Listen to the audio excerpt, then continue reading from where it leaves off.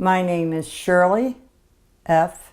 and my maiden name is Gates McBride, capital MC, capital B-R-I-D-E. And your maiden name is G-A-T? T-E-S. That's how I would have served. Okay. And what is your birthday? I'm sorry to That's ask okay. you this, but I have to. That's fine. 3/29/34. 3/29/34. I'll be 84 at the end of the month. Wow. You look like a 64. You're sweet. Thank you. Where were you born? I was born in Bedford, B-E-D-F-O-R-D, Pennsylvania. D-F-O-R-D, Pennsylvania. And tell me about your family when you were growing up, your parents and your siblings. My parents, my father was 50 years old when I was born. So, and my parents lived in Bedford and they had a huge farm. I grew up on a farm, no electricity, no running water, no bathroom. So we lived in a country. My father was working for Bethlehem Steel because it was right after the Depression, and then he worked there, and they had this huge farm, and so I grew up helping in the farm. I had 2 younger brothers and a sister. I had an older brother who was 18 years older than I am. He had already graduated from high school by the time I was probably about 2, and he had already been in the Army, and he served during World War II. And I grew up having to work on a farm. My mother ran the household. Uh-huh. She ran the farm. And my mother was a kind of a person, if we needed food, she'd take her dog and her .22 rifle, and she would go out and we ate deer meat, groundhog, rabbit, squirrel, but then she had her chickens and she had her rabbits, that was basically how I grew up. My mother ran the show. Wow, she was tough. She was tough, and believe me, I think that's how I got my toughness. Oh, all Yes. right. And So what kind of animal did you have in your farm? Oh, we had cows and chickens and horses and pigs, rabbits, goats, turkeys, and they would flog you if you got too close to them. We didn't have sheep, and my parents didn't, but others did. And we grew up typical farmers. I had to ride once in a while when we needed something. We had mules, and I and my brothers had to ride the mules because we didn't have tractors. That's how we did those things in those days. And I grew up, and then I lived with a family that had no children next door to us. So I grew up in learning different things. Because I was born, and I got my name after Shirley Temple. As a result, when I was about 4 and 5, they used to put me in a pink dress, pick me up on the stage, and let me sing her songs. Now, I didn't have curly hair, but I didn't realize till years later that was what we did for politics in those days, because the person I was living with happened to be the county commissioner, and he worked for the county. And I grew up between 2 families. I was evidently I must have been very good, because when the radio came to Bedford County, I was the first person to speak on it. Really? So those things, I grew up probably in a different world. When the Bedford County Fair, I was part of whatever this man did. When he did this, he did some kind of an act with a clown, and I was the little clown, and I was to be running around the stage and disrupting him. So I grew up in a world where this family kind of spoilt me, and I grew up very well. You were a princess. Yeah, and I was treated like a princess. I don't know why, but I was. My mom said I was very spoiled, and I was the best little girl, baby, until the men came out of the field, and then I used to cry and want attention. My mom told me tales that made me think, oh. Do you remember what kind of song did you sing there at the time?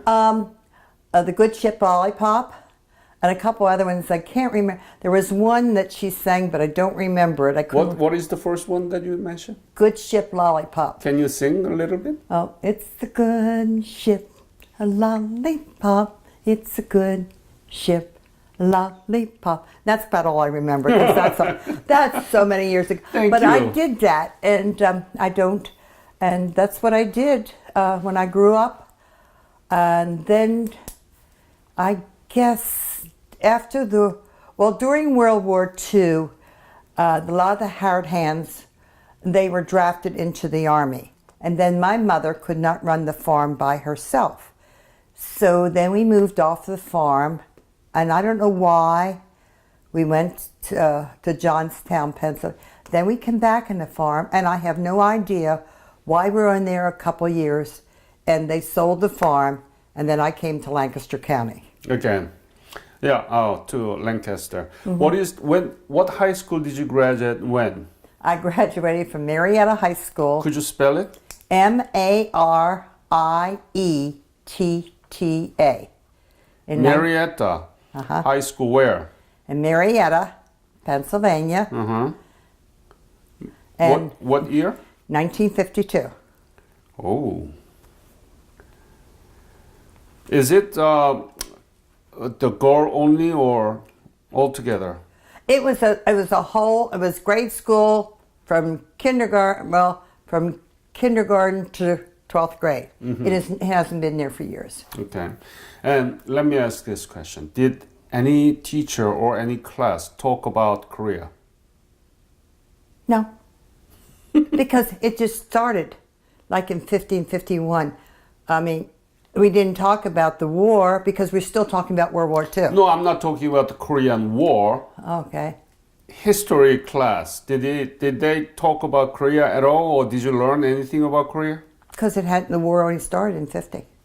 So I'm not talking about the war, even before the history of Korea. Oh no, I don't think we knew anything about Korea. I don't think, because that was like far, far away in another world. You know. No, I never knew anything. China, because of the Great Wall, Genghis Khan, but I don't think Korea ever made news or anything like that when I grew up. And I had a lot of history. I was a very good history student. I was very good because we had Civil War, and then we had World War I, World War II, and I was very good at that because I loved history, and I had a teacher that would challenge us. But Korea, I don't remember ever hearing Korea. Maybe when I graduated towards high school, because I had some classmates that graduated from high school and they were in the service. And then all of a sudden, I was there. When Korean War broke out in 1950, how did you become knowing of it? Probably about the news. News? Yeah. Do you remember the date? No, I can't, because that's so long ago. I was a kid. I don't remember too much, but we would hear about Korea. What did you hear? The death. Our men getting killed. That was something, I think our parents were more interested in it. I think they would know somebody's family that lost somebody in Korea. And that was kind of something. And when I'm 17 or 18 years old, this didn't matter to me when I grew up. It wasn't something that I would think of anything. A war was like so far out of my life, because here I am, I'm trying to graduate from high school. I wanted to go into nursing and those kind of things. Graduating from high school was a big deal in my era, because there were so few of us. It was a big deal. And I cannot remember hearing, other than someone, so-and-so had a son die or something like that. That's how we would know about Korea. So when the World War II ended, which was 1945, you were 11 years old. Tell me about World War II that you came to know, and when ended in 1945, what was the mood in America? People talk about World War II ending, right? Yes. So tell me about it. Then compare it to that Korean War. Okay. World War II, we knew because we had to collect We collected our tin cans, newspapers, and different things like that. We had paper drives and those things, and we talked about it. Why did you collect this? Well, the tin, because we needed to make, then you needed to get things like ammunition and stuff like that. And we did that. The newspapers, I had no idea. And I knew we had to collect a weed that would help make parachutes. And then we did that. And then growing up, we knew we had to, and I remember having, we had ration. It was shoes and tires and meat and butter and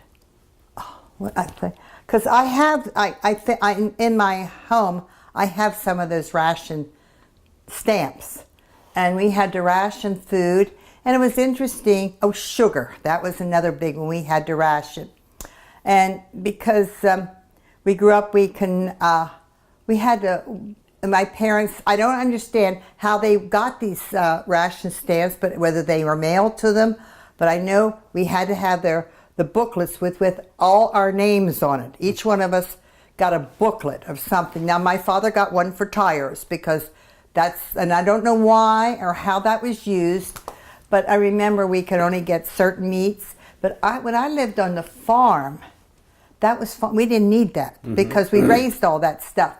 But when we moved to the city, especially Johnstown, we had to do that. Now, my mom was very, very good at this.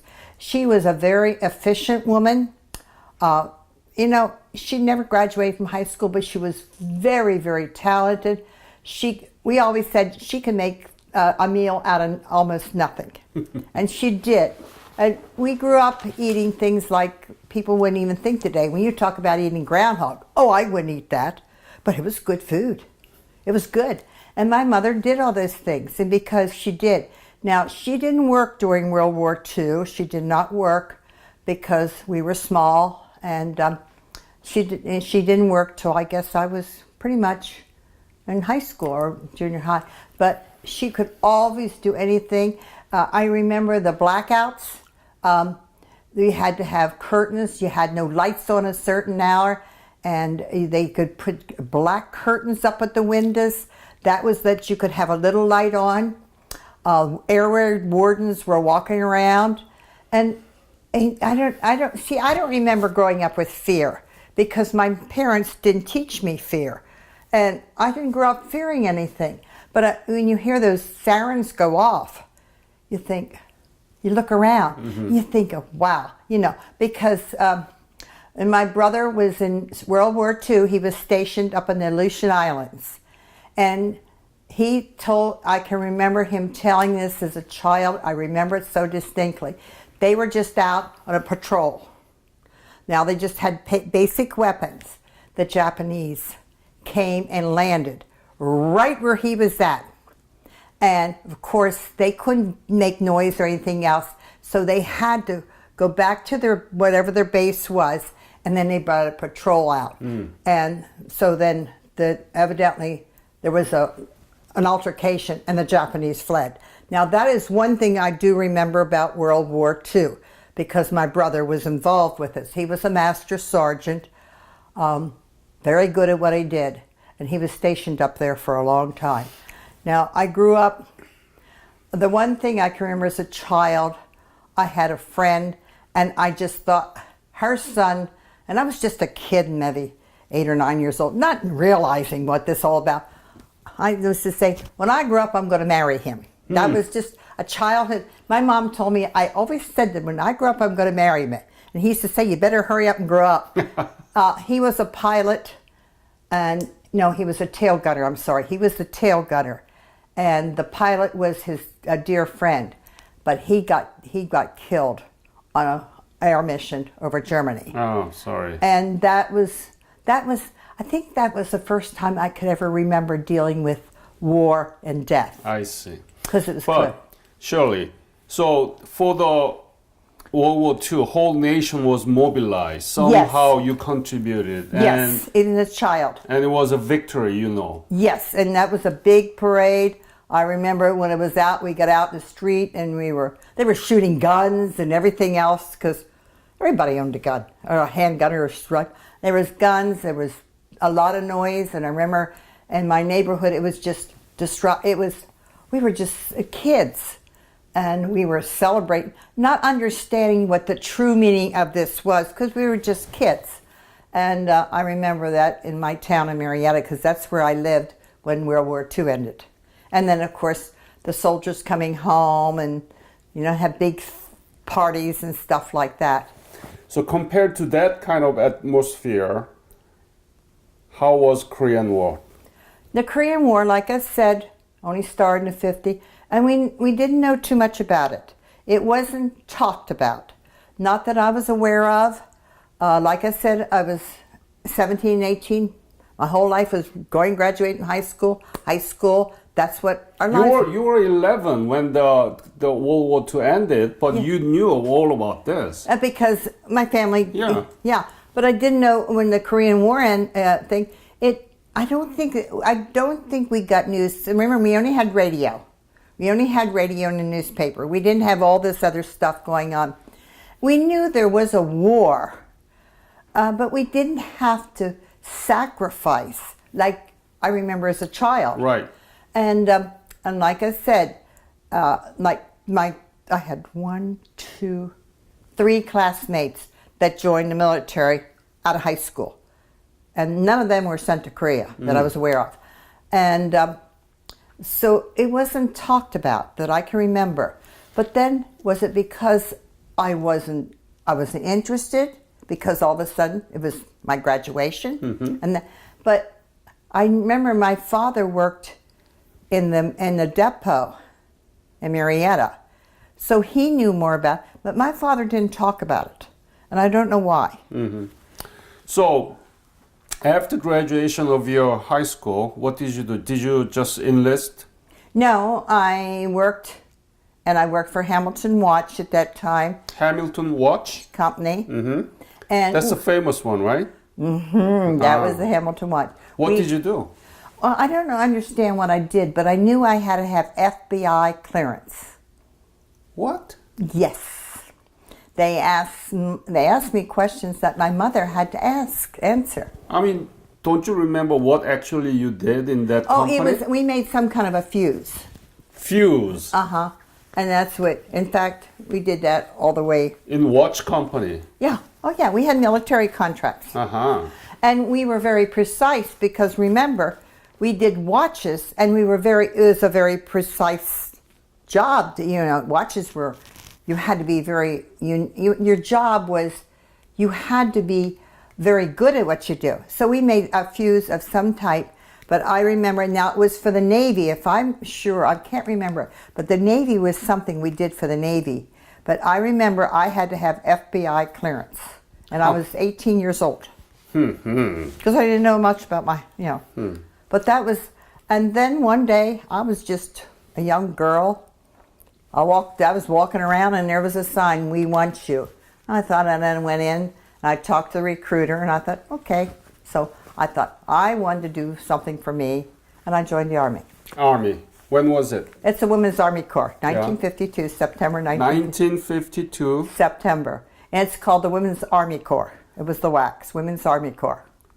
Women's Army Corps. Yeah. And do you know anything about Army Corps, Women's Army Corps history? When was the first time that they made it? Well, World War II, as far as I know. Yeah. And what did they promise you? Like a salary and so on and so on? No. And I guess because I was a small town, I never knew about making money. And I knew I was going to make about $81 a month. How much did you make at the Hamilton Watch? Don't remember. It's probably maybe less than about $1 an hour. I'm sorry? About $1 an hour. Hour? So you have made much more than what you going to get from the Army's. No, that would only been $40 a week. I was only going to get $81 and free room and board. So where did you get the basic military training? Fort Lee, Virginia. Fort what? Fort Lee, Virginia. Oh, Virginia. And what kind? basic training. Like what? Okay, they take us out, drill. We marched, and they took us in bivouac and blowed the whistles and all the things like that. They took us out. They put us to the gas chambers. That was interesting. And they took us out on their firing range. Did you fire? Yep. I didn't hit the bullseye, but I did hit the mark. What kind of gun did you use? M1? I don't know. It was just a plain gun. I don't remember because it's the only time I ever shot a gun in my life. How many? Only once I had to do that. Only once? Uh-huh. Okay. Just remember, I'm not. So. How many women were in the boot camp when you were there? I think there was maybe about 40 in my barracks area.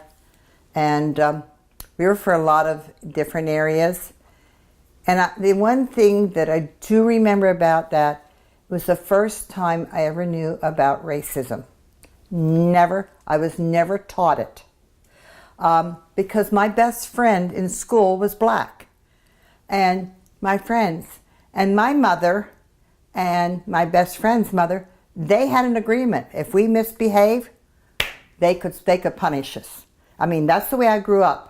You know, the neighbors could punish you if you did something right on the spot.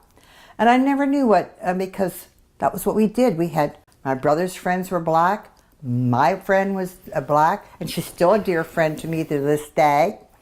And I never knew it until when we served. There were black girls, white girls, and we didn't think anything of it. I mean, we blended, we did well, but I never knew until we got a pass to go into the town, and I wasn't allowed to sit with her in the bus.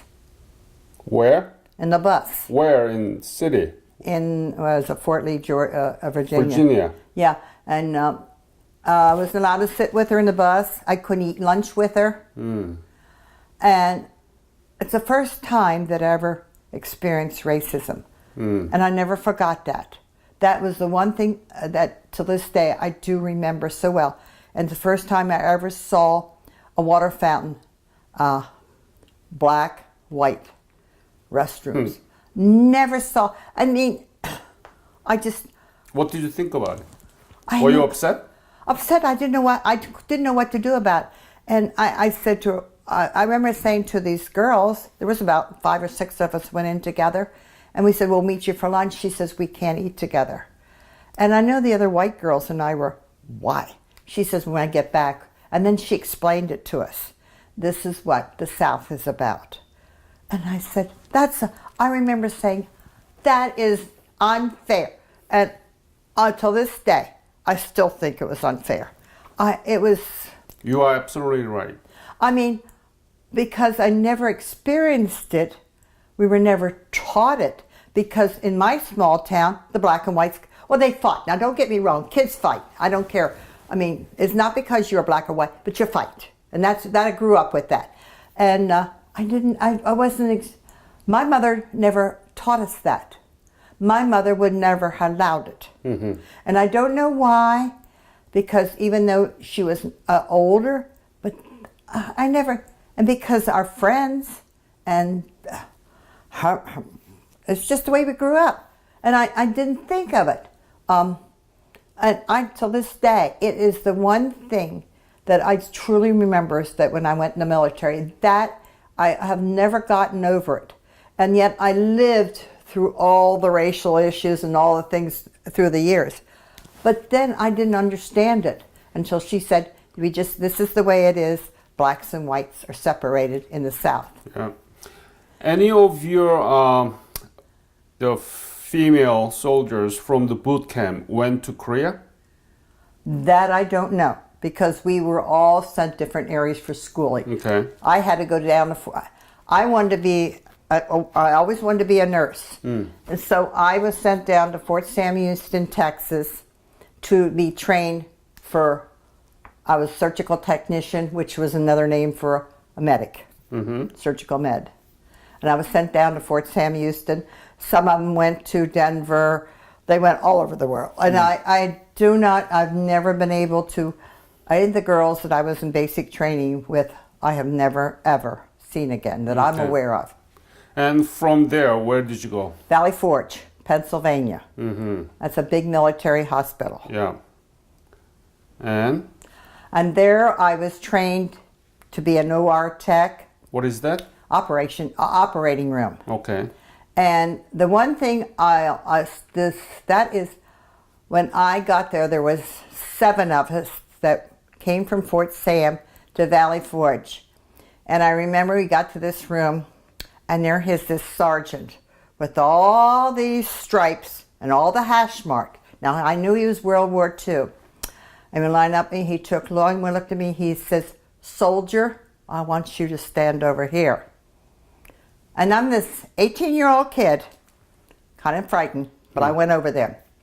And then the other people, they went to different areas. He says, "You're going to be a good medic." He says, I know you can be a good medic. And then he made me go in a room. And he says, "And I want you to cry. I want you to cry till you can't cry anymore. And then you come out." And I was in there for a long time, I remember. He come in and he says, "Are you crying yet?" I said, "I can't cry." Mm-hmm. He said, "Think of it." And all of a sudden, I don't know what I thought about, can't remember, but I started to cry and cry. And I remember my uniform was, was crying. And he come out, he says, "Now, you're going to be a good medic." And he says, "You're going to take care and you're going to see death. And you're going to have to deal with it." And I did. Oh. And I was trained to do that. What kind of patient did you deal? Did anybody come from Korea? Wounded? Yeah. Tell me about it. We got a soldier that had... At Valley Forge Hospital, right? Yeah. Now, Valley Forge had good, because they had the hospitals from Philadelphia. And they had the best doctors came there. And there was, I remember the one surgery, he had a piece of shrapnel in his heart. And they were going to take it out. From Korean War. Korean War. Yeah. We had some soldiers, and I think it was like frostbite, because I remember they used to open up their abdomen and stick their hands in them and sew them up so that they could build something of their fingers. And it would give them the blood circulations and stuff like that. And I remember one guy, he was a pianist, and they were trying to repair his hands so he could play the piano again. I saw a lot of anxiety. Now, I didn't know about certain things because I'm 18, not doing it, and I'm just I'll turn 19 in March. So I had no idea what all this meant. But I knew I had to do certain things. And some of the soldiers came in, and they were just, I think I remember one patient came in and he couldn't cope with life, and that would be something today. And we had to deal with them. And we had a unit that we'd put them in. And I didn't work in that unit only about 2 days, because that was too much for some of us girls. We were too young. And we saw a lot. I saw soldiers that came in that part of their bodies were missing. The second time I went back to Valley Forge, we had a Korean amputee that had 4 limbs. Korean person? Mm-hmm, from Korea, yes. From Korea? From the Korean War, yeah, he came there. But it's not U.S. soldier, it's a Korean person? No, this is a U.S. soldier. Okay. They're U.S. soldiers. Mm-hmm. Now, the only thing I did deal with the Korean, I had to work maternity, which is doing babies and delivering. And we had to deal with the Korean wives. Korean wives of the U.S. soldiers. Yes. Mm-hmm. And that wasn't always a nice thing. Because they thought, and I can remember, they thought, "Hey, I'm married to a Korean soldier, and I expect you to wait on me." Mm-hmm. Excuse me? Yeah. You will have to do just what the other women do. Right. But I do remember some of them, and I never understood that. But that was part of the culture we grew up with. Yeah. But and then I stayed there, and then I went to Camp Roberts, California. Camp Roberts, California. It was near San Luis Obispo, California. Right. I spent more of my time there in the Army. It was a big training base. We had thousands of soldiers. I think we sent thousands of recruits to Korea. That's what we did. We trained them. Because I was in the hospital, I had to do further surgeries, prepare them. Of course, when they came through basic, we have to give them all their shots and stuff like that. And we had to be on duty. What kind of shot? Well, you got your smallpox and all those shots that years ago they gave you. We had everybody came through. You got 2 shots in this arm, 2 shots in this arm, right down the line. Yes, we did that. We used to always laugh. The biggest, bravest, they were the ones that collapsed. But most of the kids we got were from Louisiana, Tennessee, Texas, Mississippi. And they were young kids. And we used to say, boy, how dumb can some of those kids be? Right. I mean, that was just our thought of them, And even there are soldiers who cheated their age, and they just figure the parents' signature and sneak into the military. Yeah, but we trained them, and there was like 87 of us in the WACs, plus a few officers, nurses, and which they were officers, and basically there was just thousands of men on that base, because that's what we did. We trained them, and the basic was to train them to go to Korea. And when they usually through basic training, I would say about 80% went to Korea. Oh.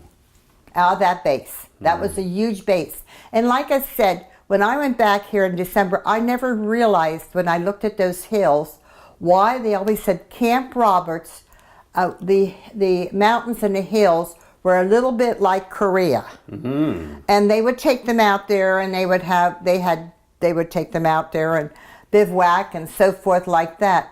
And people don't understand, even when you're in basic training, and especially if you're a man you have live ammunition.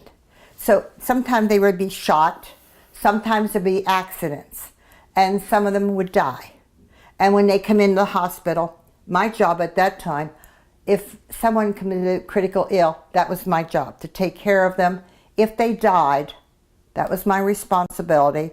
And at those times, I had to tell a family member or someone. You have to tell? Yes.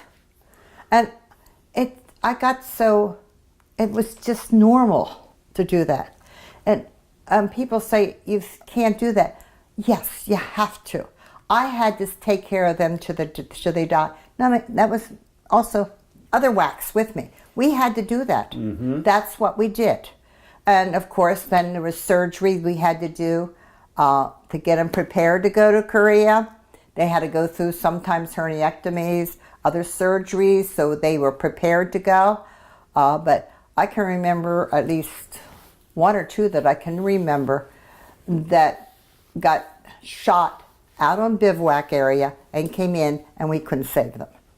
And they were just young kids, 18 years old, like I was. Just 18-old kids. And that's what we all were.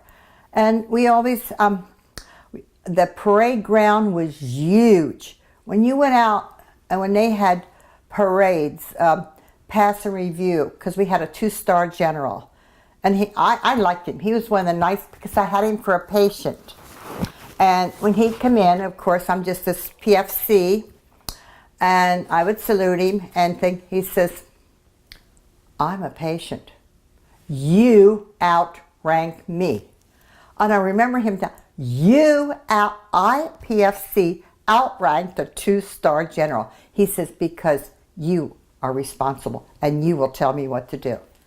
And I remember, and I liked him. In fact, when I was out, I got to see his picture. I can't remember his name, but his picture was there when I was at Camp Roberts, and I remembered him. I thought, yeah, I remember him. And I had him at least well, I was there at least 3 times as a patient because he had something happen in World War II, an injury, and we did whatever we did. But you also very young, around 1920 there. 18, 19. Yeah. And when you see those, the death of young people, was it shock to you? How did you deal with that pressure? Because when I was at Valley Forge, this man trained me very well. And he made me cry, and the first person I took care of was a man that died. And so that actually helped. Yeah, and I took care of those, but they were from World War II at Valley Forge, but that was fine, but he trained me very well. And I don't cry a lot even today. I mean, I was so well trained, and I guess I remember him. So you were assistant in the operation room?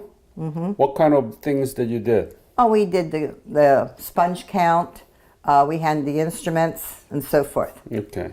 You did what you call a nurse, but we did that. And you said that you were PFC at the time. Yeah, and then I became corporal a little bit later. So when you were corporal, how much were you paid? I think about $121 a month. 121? Mm-hmm. That's pretty good. Yeah. Huh? Well, I guess. I think you got more than what, the soldiers in the front line. Well, not as a corporal. We all got the same. Okay. And it was the same pay. We were treated the same. Women are treated as men. I mean, we were not, when they said to you, you were not a female soldier, you were a soldier. And when you were a corpsman, you weren't a corps woman, you were a corpsman. And that terminology, we weren't offended by it because we grew up with it. Yeah. It was yes ma'am and no ma'am and yes sir and no sir. We grew up with it. And so when you're in the military, you're automatically used to it. You're good. I love this conversation. Well, that's just the way we were raised. So, you were where? Where was your residence? Where did you sleep? In the barracks. Barracks. Oh yeah. Together with other women. Other women. How many? I can remember maybe about 20 of us in one bed. 20 all in one room? No, we had, when we were at Camp Roberts, we had like little cubicles. They were about this far off the ground, and they may have been about 4 feet tall. Right. And we each had our cubicles because How many were in what was it, Quonset? No, they were regular barracks, regular wooden barracks. Okay. Just like what you would see in a movie or anything, a wooden barracks. Yeah. But we were separated from the men. I mean, our barracks and we had 2 of them. Yeah. And we were there, and how many women in the barrack? Oh, I'd say about 20. Okay. And because we were medical, we didn't have to stand reveille, retreat. We didn't have to stand that. Yeah. Like the rest of the girls whatever they did, they drove the trucks or they were secretaries or whatever they did. But because we were in the medical profession, we were treated a little different because we were in different shifts. Sometimes we worked 12 hours a day. But that was different. Were you able to take shower every day? Oh yeah. Okay. How about food? How was it? We ate in the hospital mess hall. I did. All my military career, and there you got good food. Okay. So when you say good food, what kind of food? I mean, was it real egg or real milk? Oh yeah. Not powdered? No. Okay. No, we did every now and then eat K rations, just like the soldiers. But what was your favorite menu out of K ration? I guess the Hershey bars. Okay. What about the weekend? What did you do? Oh, well, if I didn't work on a weekend, when I was in Camp Roberts, we'd go to Las Vegas. We'd go down to Mexico. Yeah. You had a good time. We got thrown out of Las Vegas. You had a boyfriend at the time? We didn't have boyfriend. We went together as a bunch of group. Yeah. We pull our paychecks together, money left. And the one guy, I remember, when you're in the military, they'll always ask you what you did in civilian life. Mm-hmm. He was a professional gambler. So we went to Las Vegas, and of course, because he was a professional gambler, he knew. And I remember the 1 hour bandet, as they call them. You pull the thing and you come down. They had fruit on them, and you watch for a certain one. You pull it down. I think we'd get like $50, if I can recall, but it was quarters. And this guy says, now when you go up and watch the people, when this shows up, then you put your quarter in, and you maybe pull it once or twice, you'll win. So we were having a ball. We were winning, and he was winning. And they said, evidently he must have hit pretty big. And when you're hitting $500-600, you're going back, and it's pretty good money. So they told us that he would have to leave because he was affecting the money in Las Vegas. So we all had to leave. We just had 2 rooms. The girls had a room, and the boys had the room, the guys had the room. That's what we did. And it was fun. We just did fun things. We'd go to Mexico. We'd get 2 rooms, girls, boys. That's what we did. I went down there. It was fun. It's like a collective meetings. Because some of the guys were married and some of the girls were married. And those that married, their husbands were in Korea. Oh. Yeah. See, they married, and the guys would go to Korea. Tell me about that couple. I mean, how was she? I mean, when her husband was in Korea for the battle. Okay. We wrote letters. We baked. It was nice. We could go down to the end, and then we could get down to the police, military police, and we could use their mess hall to cook cakes. And we used to bake cakes. We used to make a mayonnaise chocolate cake. I can remember that first time. And then we would pack it with popcorn, and we put it in cans. Now, we didn't have to pay to mail this stuff to Korea because we'd use the government. And the guys used to get this chocolate cake. It was like a 2-day-old chocolate cake, and they looked for it. And we'd make cookies and stuff like that and send them. And send to where? To these guys we knew in Korea.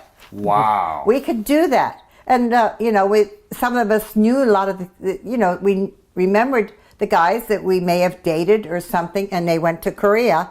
And and then we often learned, I don't know how many, but I knew one girl lost her husband in Korea. And that was devastating to all of us. And because she was a whack, and of course the chaplain had to come and tell her, and I remember her screaming. I remember her screaming and screaming and screaming. It was a horrible scream, and we had to hold her. It was horrible because she's away from her family. She probably doesn't know his family very well. It was horrible. And of course, she took leave, and I don't remember her ever coming back to the base. No. So even though you were not in Korea, that you were really hit by this war. Oh, and yeah. you experienced indirectly about the impact of the war. Oh, yeah. Tell me more about those aside. This what? About the Korean War that you were experienced in the camp, in the Roberts. Okay, Camp Roberts. Well, we were training in them, and of course, when we were WACs, we had our nice fill of whatever guys we wanted because there was a lot of them. And so we got to go. And when we saw the guys leave, and we had to say goodbye, and some of us were very close to some. Others we had no idea who.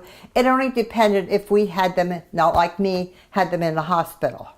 Some of them, like I said, they died because of some accidents, or maybe a traffic accident or something. But we got a lot of them, and it was, we'd have to say goodbye, and they would get, I think, like they got a 30-day leave or something like that, and they knew they were going to Korea. Now, we got the APO number, but we never knew where they were at. We never knew, because it wasn't something that we were allowed, even though we never got to know, were you here, or there. But now, this is also a couple of years into the war, almost before the war ended. And then, I guess when the war ended, then Camp Roberts started to cut down, and then I had to go to another base. Where did you go? Fort MacArthur, California. Fort MacArthur. Yeah, it's down near Los Angeles, San Pedro area. And what did you do there? Well, The hospital again? in the hospital, we took care of soldiers, and we had a big maternity ward because they had a Navy base, San Diego, California, near us. So we got the wives of the sailors, and that's what we did. That was a different kind of a base. I didn't do anything with like Korean War. Those that served in Korea, we were still doing military, and I don't know, they were still sending them to Korea, but I don't know, they were different. They had different jobs. When did you move to Fort MacArthur? Let's see. 1954? 1950, real late 1953, real late. I mean, and then I went back to Valley Forge again. So, you told me that you once visited Korea. Uh-huh. When was it? And 1980 why? 1986. I took a trip around the world. I was on my way to Nepal to meet my son, who is a missionary there, and meet his future... Nepal. Oh. And his future wife. And so I had missionary friends, and that's what I did. So we went to Korea, and we stayed with the Santos, and we were able to freely go. And one of the places I did ask to meet was I wanted to go up the DMZ zone because my brother had served there right directly after the Korean War, when they were not quite, they didn't have, I guess it was in 1954, 50. Yeah, he was there stationed. Your brother? Uh-huh. What is your name? His name was Russell Gates. Carl Gates. Carl Gates. C-A-R Gates. And he was like 18 or 19, but he was there shortly after after the Korean War, because he Carl Gates McBride. No, just Carl Gates. Okay, it's my brother. Yeah. Okay. And I remember him saying, he used to say, well, sometimes we would just walk around with the rifles, and next time we'd have dogs, and we'd be high and alert. And he said a lot of times it was very frightening. And I thought, okay, I'm going to go visit where my brother went, not realizing the 38th Carolina with me, because it didn't, by that time, war is long gone.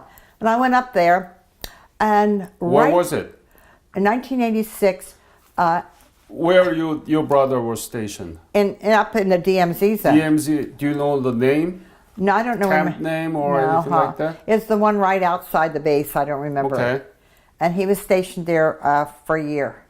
And he was just right when the war was ending, pretty much, not quite. I think they had a peace agreement at that time, something like that. But he was there, and he said it was very frightening at the time, because Did he write a letter to you? He would write to my mom. And did you read it?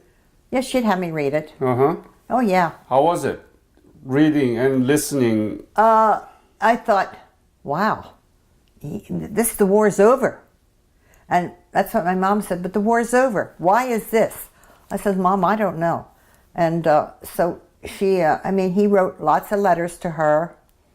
And so I always remember him saying, if sometimes it was so frightening. He says, we never knew what was going to happen next. And that's one word. We never knew what was going to happen next. But I never understood it. So I wanted to see this, where he was at. And so I went up there. And right before I went there was some incident going on with North Korea and South Korea. And there was an alert. Well, I went up there about a month later, and of course... 1986, you said. Yeah. It was something, I can't remember, it was like November, December, 86. But there's something, and I don't remember what it was anymore. And of course, then we got on this bus, and my friend and I, and we had another young man who was a husband of my friend's daughter, and he was in Korea for a year. So we went up together, and we went up there. And when we got up there, they had some Chinese nationalists.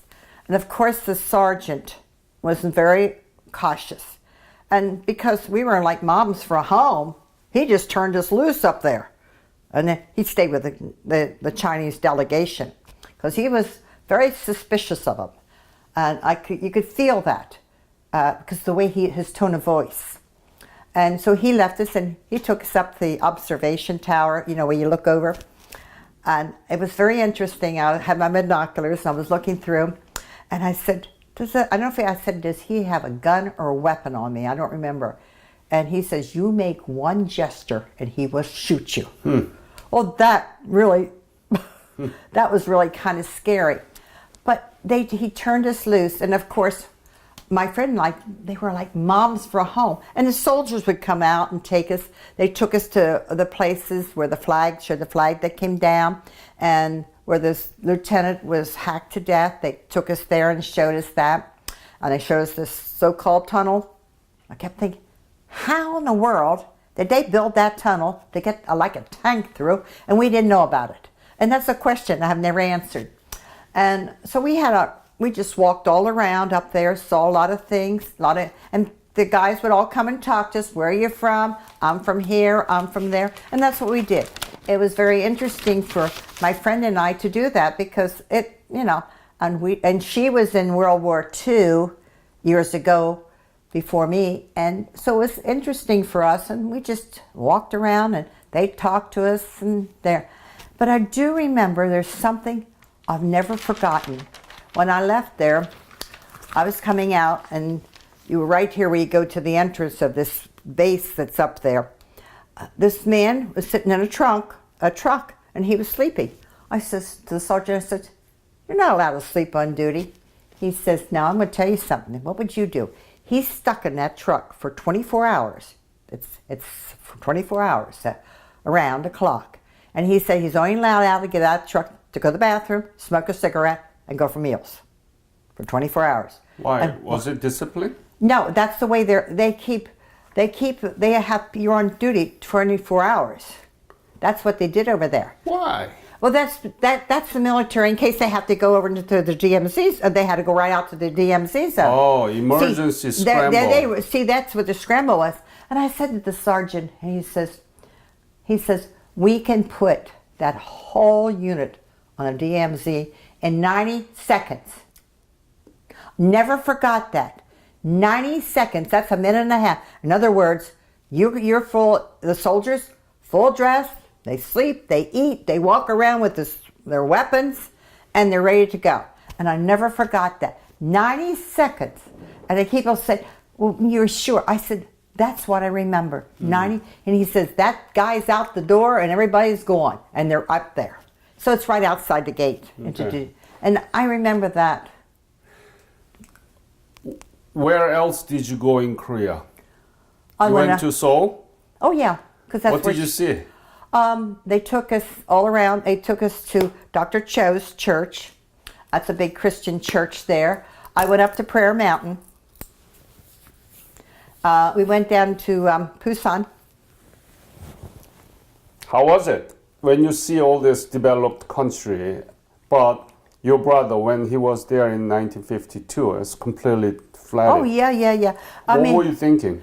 And when I went to Korea, I didn't know what to expect. I knew you were well advanced. Now I knew that from pictures and knowing with Barb and Jerry telling me about Seoul, Korea. So I was prepared. I wasn't prepared for a devastated country. That was the year they were building that. They were going to have the Olympics, and they were building all those. So they were building the highways and stuff like that. And it didn't surprise me of the culture. Like I said, we said, now when you stand in line and you're outside and getting in line, you stand back because they go whomp, they go right in. And that's something I remember about right. And so we did. I also went down, and I remember the guy that we went down to. He was a Korean man. Of course, now you're 86, you're going back. So he lived through the war. And he remembered General MacArthur. Mm-hmm. And I was surprised because he's like a god to the people there. I mean, the statues. And when this man was talking about General MacArthur, he said, I hate Truman. Always hate Truman. I remember him saying, I hated Truman, and I still do. And of course, Truman's already dead. But this man said about, he's talked about because MacArthur came and liberated Seoul, he said this was the beginning. And he remembers him. And evidently he was a kid or a young boy when this happened. But he remember, and when he was done, I come out and I thought, boy, there's a man people really appreciated. Truman didn't, but the Korean people did. And I remembered that. And you saw many patients from Korea when you were in the hospital, in the Camp Robert, and also Valley Forge. Oh, especially in Valley Forge. And when you saw the country that they fought for about 30 years ago, what were you thinking? I don't think I really thought too much about it because I'd seen so many pictures, knowing that Jerry and Barb would come back to the mission field and talk to us. It wasn't like I wasn't surprised at the culture. I had that, but now as I see pictures that we're seeing now showing us, especially last time, those hills, and I thought, wow. Similar? I couldn't picture where the hills were. And I couldn't think. But now I remember when the Olympic, and this I was so proud. Whatever this man, and he was NBC, which I don't get. He said, because of the Americans who served and fought for Korea, we could have this Olympic, and this was the area that a lot of them died at. So I thought, wow, that's the hills they were talking about. Yeah. That's what these guys are talking to me about. Yeah. I don't know what I expected but they tell me, and I thought, wow.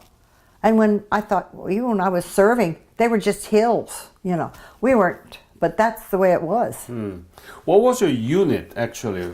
I didn't belong to any unit because whatever unit would happen to be there, I was part of it. And then when I go to another base, because I was medical, I was a corpsman.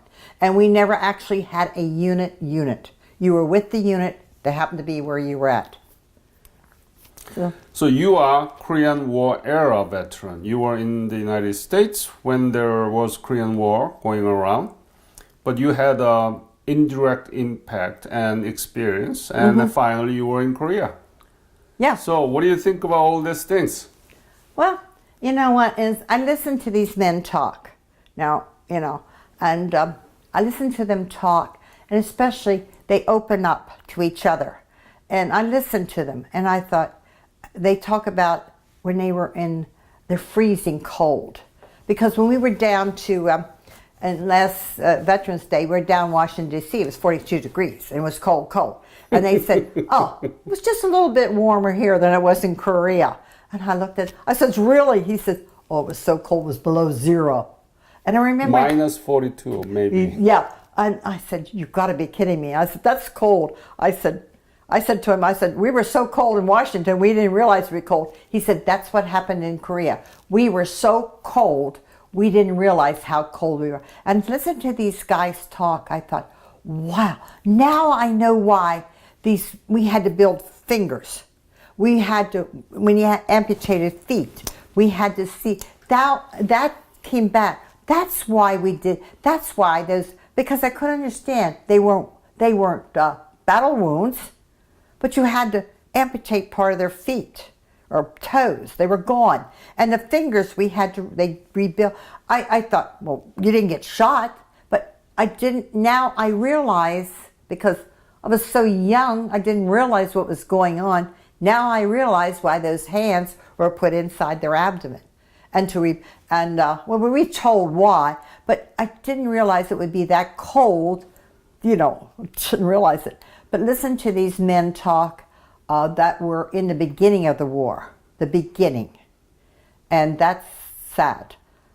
And today, I think, do not bow down to that man up there. Okay, don't give him an inch. I don't want to get an inch, because our men fought too hard. And I know he wants to take over Seoul, Korea. That's his goal. If anybody thinks otherwise, come off of it. He wants to take over, he wants Seoul, Korea, because you got technology. You've got everything. Maybe he don't have. And do not bow down to him. And I'm not happy. And I said, don't give him I don't want anybody to give him an inch. I want to take him out. But that's the way it is. But when I saw Korea, other than the pictures I saw, the stories I heard, I am amazed how fast that country is absolutely fantastic. And since my grandson, he works with Koreans in the Silicon Valley. And I got to know some Koreans. When I was in Nepal, I met Koreans. They serve as missionaries. I met quite a few Korean gals and guys, and it was a blessing to meet people like that. And now, as Korea, I'm really impressed how many missionaries are sent from Korea to the foreign field. You are a blessing. You are a blessing to the world. And my son had many of them in Korea, and I remember him saying, the Korean church has done a lot to bring Christianity. And that's something my son appreciates. And he never served in a war, and I've met them in Korea. I met them in Nepal because they were on my son's team. And in fact, I have a picture one gal gave me. They call you Annie. But I am impressed with the people, but I'm impressed that's your faith in God. Today, that has impressed me that all these years you were under a different culture, a different thing, and look at today how the churches have grown in Korea. And Dr. Cho's church, where you can only go to church once a day, and there's 10, 12 services? I don't know. But I'm impressed. And Prayer Mountain, that impressed me. You pray 24 hours a day. That was impressing to me. Remember the Bible that I quote? Matthew chapter 25, verse 40. What you do? Whatever you did. Do unto others, yeah. And right now, I see that. And I was like I said, and then at my grandson's wedding, there were some Korean guys there. And we get to talk. And when I told them I was in Korea, they sort of, really, you were, But I'm impressed with that technology because they're in Silicon Valley in California, which is all white with engineering and so forth. But it was interesting. Mm-hmm. And but I'm impressed with how your people serve the Lord. And there was one guy that he remembers meeting a North Korean captain, and the North Korean captain knew the Lord. And that's going back to Korea because of the missionaries. So I'm impressed with your people. Other than, I'm not going to stand in line with them. Are you proud of Korean War veteran?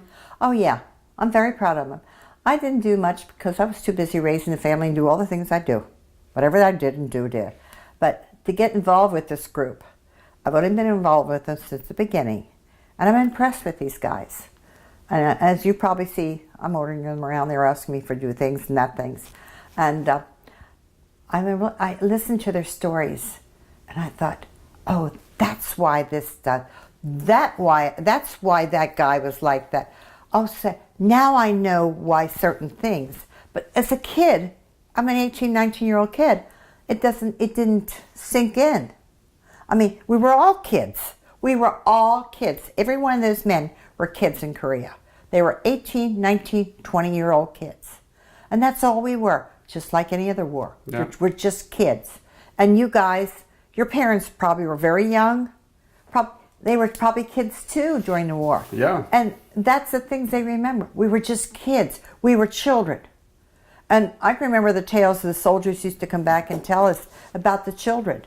How the children would follow them around and they would want the candy. And they would and when they got treats from America, they wanted to share it with the kids. Now I understood that when I went there. I thought, now I listen to these guys. I thought, how did you survive that? How? Now I know. You're very good. I really enjoyed this, even though you're not in the Korean theater, but still, your whole military service completely related to the Korean War. Oh, yeah. And you are giving me a different observation about the other side of the war. So Yeah. this is beautiful. Yeah, thank you. Thanks for coming, and I'm glad that you came. Thank you. I'm glad. See that you thought that you don't have much to tell, right? No, I never. But as we find it out, there are a lot of Korean War side in your career. Yeah. And I felt very glad I went to the 38th parallel, because now I tell people, and I said, And tell your brother. yeah, well, he's gone. He's been Yeah, gone. but still. Yeah, but I remember one thing, and now I know. And when I look at my mother, she had a tea service set there, and now I know what that meant to her. He brought it back from Korea. But, you know, and I'm so, you know, and I look at these men, and I listen to their stories, and I think, how did you survive? And we have one, his brother just came back. Just part of his body. That's sad. Yeah. Well, I hope I gave it. I gave you an altogether different, because I didn't. Exactly. But it was a rough. Well, we grew up. Excellent, Shirley. This is very rare occasion where that I can hear from somebody from another perspective. Oh. And this was very passionate. I liked the way that you talked to me, and that was great. Thank you so much for your service and it was taking care of those soldiers who wounded from the Korean War. Oh, yeah. And you're still working with them in the chapter. Yeah. Great. Oh, yeah. I just do what I always do. Great. I've always done. Thank you. I like to order men around. Hey, that's good. That's good.